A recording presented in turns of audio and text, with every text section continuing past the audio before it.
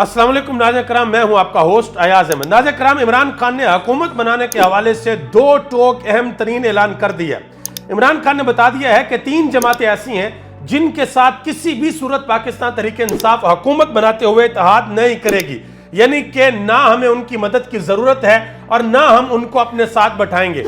और दूसरे नंबर पे एंकर इमरान रियाज खान ने एक बहुत बड़ा इंकशाफ कर दिया है। उन्होंने कहा कि जिस तरीके से रावलपिंडी के कमिश्नर ने अपना वीडियो बयान जारी किया, एक प्रेस कॉन्फ्रेंस की और उसके अंदर सब कुछ बता दिया, बिल्कुल इसी तरीके से कुछ और लोगों ने भी अपने वीडियो पैगामात रिकॉर्ड करवा दिए हैं और वो किसी भी वक्त सामने आ सकते हैं। यहां पर मैं एक अहम बात आपको यह बताता चलूं कि जावेद चौधरी इस बात का इंकशाफ कर चुके हैं कि रावलपिंडी के कमिश्नर ने उनके साथ बारहा मर्तबा राब्ता करने की कोशिश की, लेकिन राब्ता नहीं हो सका प्रेस कॉन्फ्रेंस से पहले। फिर जब उन्होंने प्रेस कॉन्फ्रेंस की तो प्रेस कॉन्फ्रेंस के बाद जावेद चौधरी ने उनके साथ बात की और उन्होंने कॉल के ऊपर बताया कि मैंने जो प्रेस कॉन्फ्रेंस की है यह बिल्कुल ठीक है, मेरे पास सबूत मौजूद हैं, मैं सबूत भी रखने को तैयार हूं। और इस वक्त ये जो प्रेशर है ये बहुत ज्यादा बढ़ चुका है, specially election commission of Pakistan के ऊपर। और ये खबरें भी आ रही हैं कि हो सकता है कि 1 या 2 दिन के अंदर अंदर पूरे मुल्क के अंदर जो नतीजे हैं, जो इलेक्शन नताइज हैं, वो फॉर्म 45 के अकॉर्डिंगली आना शुरू हो जाए।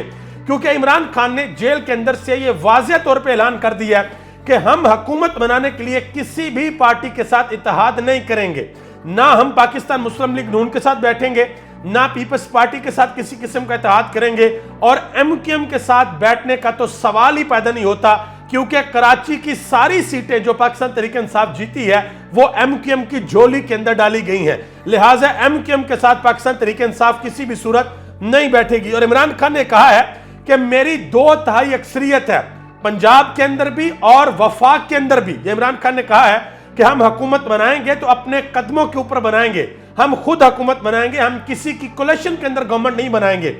और इस वक्त अगर आप बात करें पाकिस्तान मुस्लिम लीग नून की, पीपल्स पार्टी तो पहले दिन से ही बैकफुट पे है। वो तो कहते हैं कि भाई हम हुकूमत का हिस्सा होंगे ही नहीं, हम वजीर आज़म के लिए वोट दे देंगे लेकिन हुकूमत का हिस्सा हम नहीं होंगे। और पाकिस्तान मुस्लिम लीग नून के अंदर से लोग नवाज शरीफ साहब को, शहबाज शरीफ साहब को, मोहतरमा मरियम नवाज साहिबा को, सब ये मशवरा दे रहे हैं कि हुकूमत ना लेना। अगर आप लोगों ने हुकूमत ले ली तो जो रही सही कसर आप लोगों की है वो भी निकल जाएगी। लिहाजा इमरान खान ने अब अंदर से माइंड गेम खेलना शुरू कर दिया। ये अब एक असाबी गेम बन गई है। जो बंदा असाब का मजबूत होगा वो बंदा ये गेम जीत जाएगा। और इमरान खान का एक ट्रैक रिकॉर्ड है कि इमरान खान मुश्किल फैसले करते हैं, जो फैसला करते हैं उसके ऊपर डट जाते हैं, किसी की सुनते नहीं है। इसी वजह से उनके बारे में यह कहा जाता है कि वो जिद्दी हैं। और अब इमरान खान ने यह फैसला किया है कि किसी भी सूरत जो अपना मैंडेट है वो लिए बगैर हम पीछे नहीं हटेंगे। और इसी ज़िमन के अंदर पाकिस्तान तहरीक इंसाफ की तरफ से जो नामजद किया गया था वजीर आजम उमर अयूब खान, उन्होंने प्रेस कॉन्फ्रेंस भी की। उन्होंने प्रेस कॉन्फ्रेंस के अंदर यह कहा कि हम डिक्लेयर कर रहे हैं कि पाकिस्तान तहरीक इंसाफ 2 सूबों के अंदर और इसके अलावा वफाक के अंदर हुकूमत बनाने के लिए जा रही है। पंजाब में KPK के अंदर और वफाक के अंदर पाकिस्तान तहरीक इंसाफ हुकूमत बनाने के लिए जा रही है।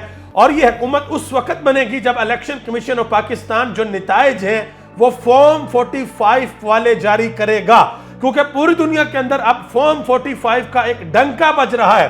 अब लोग फॉर्म 45 वाले मसले से पीछे हटने को तैयार नहीं है। जो फॉर्म 47 जाली जारी किया गया, एक तो जिन लोगों ने जाली जारी किया उनको जवाब देना पड़ेगा कि उन्होंने फॉर्म 45 को किस तरीके से इग्नोर किया, इग्नोर करते हुए उन्होंने किस तरीके से फॉर्म 45 के ऊपर जाली नताइज को जारी किया।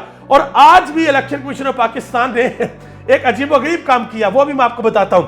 अच्छा, एक और खबर यह भी है कि शेर अफजल खान मरवत, जो आपको पता है कि कल उन्होंने इस्लामाबाद के अंदर बड़ी जबरदस्त किस्म की रैली निकाली, एहतजाज किया, एहतजाज को लीड किया, उनका पुलिस के साथ आमना सामना भी हुआ, लेकिन बहुत ज्यादा तादाद में वर्कर वहां पर मौजूद थे। वो शेर अफजल मरवत को पुलिस के चुंगल से छुड़ा कर ले गए। तो रात के वक्त पुलिस ने शेर अफजल खान मरवत के घर के ऊपर रेड किया। शेर अफजल खान वहां से अपने आप को बचा कर निकलने में कामयाब हो गए, एक महफूज मकाम पर चले गए। लेकिन आज शोएब शाहीन ने एक प्रेस कॉन्फ्रेंस की है और उन्होंने कहा है कि मैं इस रेड की मजम्मत करता हूं और इस मामले को आइन और कानून की रोशनी में हम अदालत के अंदर लेकर जाएंगे।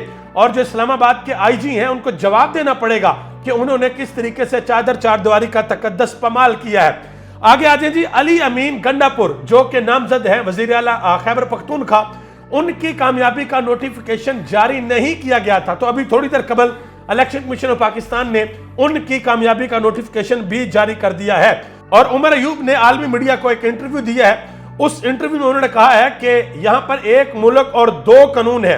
एक ऐसे शख्स की दरखास्त पर हमारी पार्टी खत्म कर दी गई है जिसका पार्टी से दूर दूर तक कोई ताल्लुक नहीं था, और दूसरी पार्टियां जिन्होंने इंट्रा पार्टी इलेक्शन नहीं करवाया था उनको सिर्फ जुर्माने हुए और कुछ भी नहीं हुआ, और उनसे उनका इंतखाबी निशान वापस नहीं लिया गया। और भी बहुत सी बातें उन्होंने डिटेल के अंदर की हैं। इसके अलावा लाहौर के अंदर मैचेस चल रहे हैं PSL के, वहां पे नारे शारे लग रहे हैं। एक तो मैं ये गुजारिश करना चाहता हूं पाकिस्तान की गवर्नमेंट से कि आप लोगों की आवाज को मत दबाएं। जब आप लोगों को पुरअमन एहतजाज करने से रोकेंगे, जब आप ट्विटर बंद कर देंगे, जब लोग आवाज नहीं निकाल सकेंगे, तो फिर लोग मजबूर हो जाते हैं। कोई भी ऐसा प्लेटफॉर्म जो उनको मिलता है जहां पर उनको लगता है कि हम अपनी आवाज को बुलंद कर सकते हैं, पाकिस्तान एक जमहूरी मुल्क है, तो लोग फिर वहां पर अपनी आवाज को बुलंद करते हैं। बहरहाल मैं आप सबसे ये गुजारिश करूंगा, PSL पाकिस्तान का ब्रांड है और पाकिस्तान का नाम रोशन होता है पूरी दुनिया के सामने इस ब्रांड से, तो हमें इस ब्रांड को प्रमोट करना है, इसको हमें आगे लेकर चलना है। तो कोशिश करें कि खेल को एंजॉय करें, लेकिन आपका ये हक है, ये जमहूरी मुल्क है। आप आजादाना तौर पर अगर किसी राय का इजहार करना चाहते हैं तो आप जरूर कर सकते हैं, इसके ऊपर किसी किस्म की कोई पाबंदी नहीं है। आगे आजे जी मोहम्मद जुबैर साहब, उन्होंने एक बड़ा अहम ऐलान कर दिया, नून लीग से इनका ताल्लुक है। उन्होंने कहा जी रावलपिंडी के कमिश्नर ने जो बयान दिया है और जो इस्तीफा दिया है, उसके बाद मजीद बहरान पैदा हो गए हैं और इसके बाद पाकिस्तान मुस्लिम लीग नून के पास किसी किस्म का कोई हल नहीं है। हल सिर्फ यह है कि अपनी शिकस्त को तस्लीम करें और अपनी शिकस्त को तस्लीम करते हुए मुल्क को आगे बढ़ने दें। बिलावल भुट्टो साहब ने एक अहम बयान दिया। उन्होंने कहा जी मुझे यह कहा गया कि आप हमें 3 साल दें, 3 साल हमारा वजीर आजम होगा और 3 साल के बाद आप वजीर आजम बन जाए, यानी कि 2 साल के लिए आप वजीर आजम होंगे। तो बिलावल ने कहा जी मैं इस तरीके से वजीर आजम नहीं बनना चाहता, मैं मुंतखब होकर पाकिस्तान की अवाम की नुमाइंदगी करना चाहता हूं, पाकिस्तान का वजीर आजम बनना चाहता हूं। शुएब शाहीन साहब ने एक बड़ी अहम बात की है। उन्होंने कहा कि पाकिस्तान तहरीक इंसाफ के जो उम्मीदवार हैं जिन्होंने अपने फॉर्म 45 शेयर किए हैं, उनकी तस्दीक दूसरी पार्टियों के जो उम्मीदवार हैं उनके पास जो फॉर्म 45 हैं उनके साथ की जा सकती है। नून लीग के मौकफ में अगर कोई सच है तो नून लीग के उम्मीदवार अपने फॉर्म 45 शेयर कर हमें गलत साबित कर दें। यह बहुत बड़ा टेक्निकल पॉइंट है। देखिए एक सीट होती है, उस पे डिफरेंट पार्टियों के उम्मीदवार होते हैं और हर पार्टी का जो उम्मीदवार होता है उसके पोलिंग एजेंट्स होते हैं और फॉर्म 45 हर पोलिंग एजेंट को दिया जाता है। अब वो तहरीक इंसाफ के पास भी है, वो जमात इस्लामी के पास भी है, वो मुस्लिम लीग नून के पास भी है। अब तहरीक इंसाफ कह रही है कि भाई तीनों अपने फॉर्म 45 सामने ले आए और जो 2 पार्टियों के फॉर्म 45 मैच कर जाएंगे वो पार्टी जीत जाएगी और दूसरी पार्टी हार जाएगी। ये तो बड़ा क्लियर कट है, क्योंकि अंदर से खबरें आ रही हैं कि पाकिस्तान मुस्लिम लीग नून ने जाली फॉर्म 45 तैयार कर रखे हैं जो वो अदालत के अंदर पेश करने के लिए जा रहे हैं। आगे आगे जी जमात इस्लामी ने एक बड़ा अहम ऐलान कर दिया, ये एक बड़ा बयान दिया। उन्होंने कहा कि तमाम तर धांधली और बोगस नतायज के बावजूद वफाक और सूबों में जिस पार्टी की अक्सरियत है उसे हुकूमत बनाने दी जाए, जिस पर कौम ने एतमाद किया हुकूमत बनाना उसी का हक है। यह बात की उन्होंने। आगे आगे जी मुसर्रत चीमा ने एक बड़ा अहम ट्वीट किया। उन्होंने कहा कि कमिश्नर रावलपिंडी के बयानात के बाद कल रात से पाकिस्तान के अंदर ट्विटर को बंद कर दिया गया और यह बेवकूफ समझते हैं कि सोशल मीडिया वेबसाइट को बंद करने के बाद खबर को या पैगाम को फैलने से रोका जा सकता है। उन्होंने कहा कि यह 80 की दहाई नहीं है, लोग VPN का इस्तेमाल करते हैं और सोशल मीडिया इस्तेमाल कर सकते हैं। अब किसी भी खबर को आवाम तक रसाई से रोकना नामुमकिन है। और आखिर में एक इंतहाई अहम खबर, पाकिस्तान के अंदर बच्चों ने इलेक्शन कमीशन ऑफ पाकिस्तान से एक बहुत बड़ा मुतालबा कर दिया।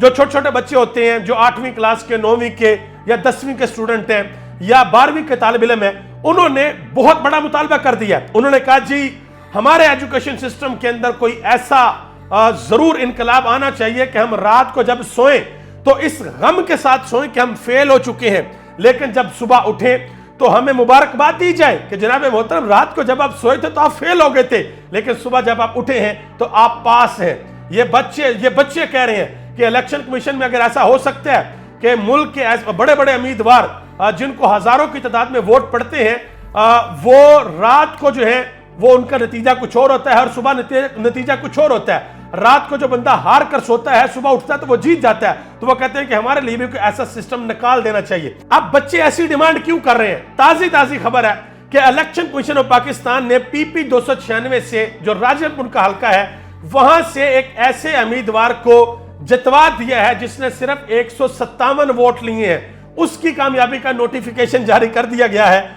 और जो आजाद उम्मीदवार हैं जिन्होंने 42,613 वोट लिए हैं, जो जीते हुए थे, उनको हरवा दिया गया है। तो बच्चे इसलिए डिमांड कर रहे हैं कि भाई यहां तो पल भर में मामला इधर उधर हो जाते हैं, तो हमारे लिए भी कोई राह निकाल ली जाए। आप सबका बहुत बहुत शुक्रिया। पाकिस्तान जिंदाबाद, पाकिस्तान के अवाम और पाकिस्तान के इदारे पाइंदाबाद।